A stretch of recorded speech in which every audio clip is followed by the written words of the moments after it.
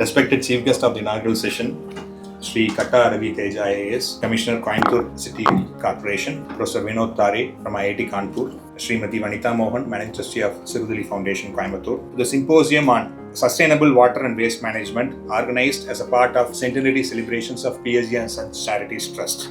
Over a past century, PSG Sons Charities has remained committed to nation building through excellence in education, healthcare industry and community development. There is a need to go beyond the regular institutional and conventional methods to address these problems.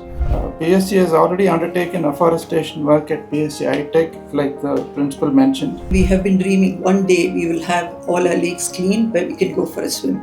That's our ultimate dream. If you start processing your own garbage, I'm sure the world will be a better place. Coimbatore will be a better place to start with.